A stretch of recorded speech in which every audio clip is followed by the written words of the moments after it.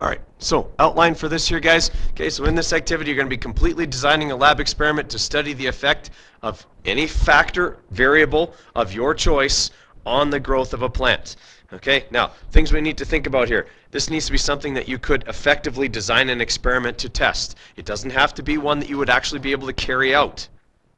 Okay, so, I mean, if you wanted to test the effect of zero gravity versus growing in gravity, you're not actually carrying this out. You don't have to get a ticket on the Soyuz capsule to the International Space Station to try it, okay? Just make sure it's something that would actually work, okay, that you pick. So whatever factor it is that you pick, which variable is that going to be? If you're testing its effect on the growth of a plant, which variable will it be? Everybody's responding variable is going to be the same. It's going to be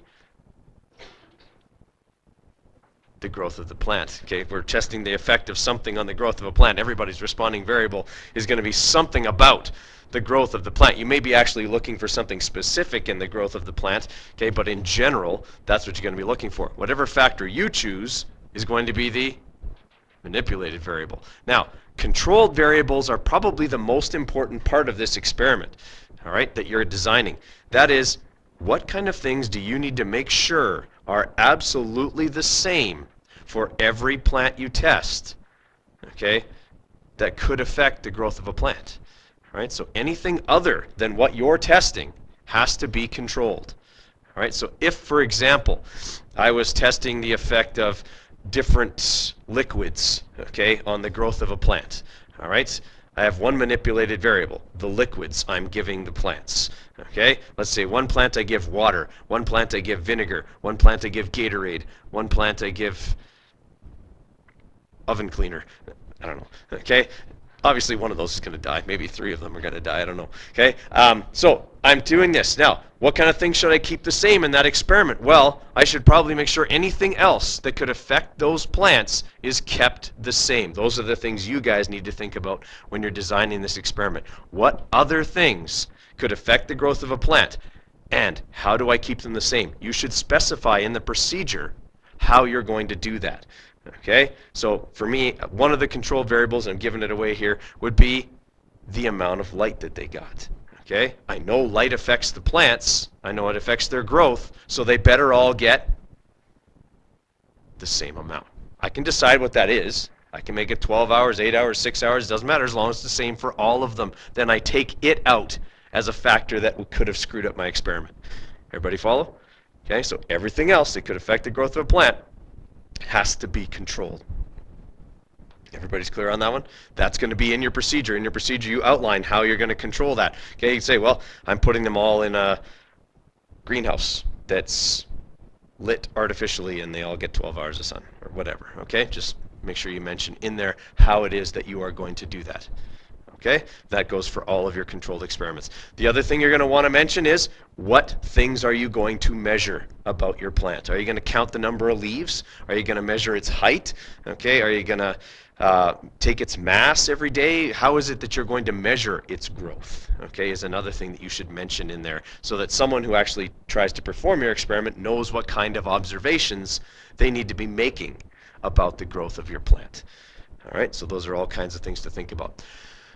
One other thing that's going to be kind of new here, and it's not very long, it takes no time at all really, is what's called an abstract. Okay? In real science, the way you get science done is you have to get funding. All right? And the way you get funding is you present your proposed research to people to whom it might be useful later. Essentially, you sell your soul to them. Okay? In that you say, if you fund my research, you can use my results. You know, and so if you were, I don't know, developing something about computers and you got Microsoft to fund you, well, they would own your research after and they would make tons of money on it and you would just have the warm feeling inside that said you did a good job and still be poor. Yeah, something like that anyway. Okay, so what your abstract does is it basically tells people, here's what I know about this. In this case, here's what I know about plant growth, and here's what I'm going to test, and here's how it could be useful. Okay, it's the useful part that sells your research. Okay, so if I was researching, I don't know, how to make computer processors faster, okay, I would say in there, well, this could be useful because you would now be able to double the processing speed of your computer. Well, Bill Gates would probably jump on that. Okay, everyone follow me there? So for you guys, it's going to be how could what you're doing about plant growth be useful? Okay, how could it be applied? What are its possible applications later? Okay, and then the rest of it is same as any other experiment. You have to decide what the problem is. What is the effect of blah, blah, blah on plant growth? That's pretty easy. Okay, that's what you're going to be doing for your problem. Okay, then you'll have your variables, manipulate, responding, and all your controls. Okay, so you're going to have more than 3 controls probably this time. All right, then you're going to have any materials you need. Okay, and I mean, those can be kind of common sense. You don't have to go into great detail there. And then your procedure. Okay, everybody with me on that one? Yes? Okay. Okay, yeah, so guys, question came up here. Can I have 2 manipulated variables? The answer is no, because you'll never know which one of them caused the change in plant growth.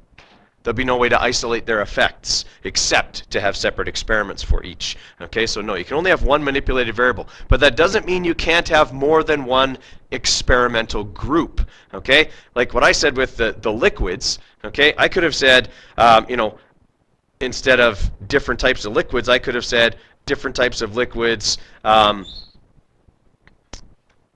sorry, I couldn't have manipulated it that way. I could say varying degrees of something as well and have several test plants, as long as I have 1 plant that is under normal conditions. Okay, what would normal conditions for a plant be? Water, light, and let's say normal operating temperature. Okay, that's what we call your control group. It's the plant or the subject that you compare everybody else to. Okay, when pharmaceutical companies are doing what you're doing right now, but for drugs, for new medicines and things like that, what they do is they have what's called well, it's called the double blind, but essentially what they do is they give half of the people the pill that they're trying to test, and the other half gets a placebo, which is a sugar pill. All right.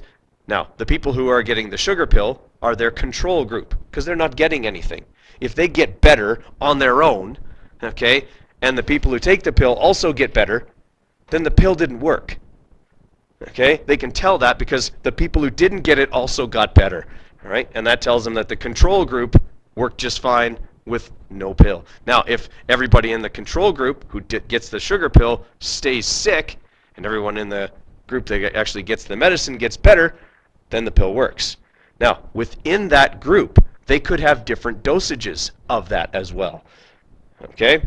They could say, all right, this guy's going to get like 2 milligrams. This guy's going to get 200 milligrams. It probably wouldn't be that much, but you get the idea. Okay? And they could see, do the people who get more get better faster? All right? They're not really testing 2 different things. It's not really 2 manipulated variables. It's different degrees of the manipulated variable. Does that sort of make sense? Okay, so you can think about that if you were thinking of something along those lines too.